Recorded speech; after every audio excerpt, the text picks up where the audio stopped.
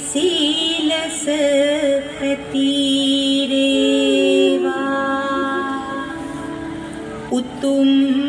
අපේ මහා සම්බුදු සසුන රටේ බැබලේවා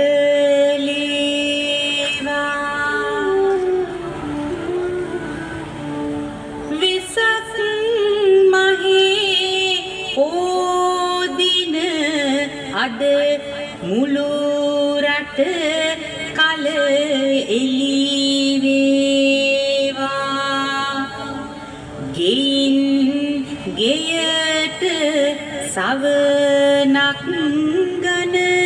සම්බුදු රැස් විහිදේවා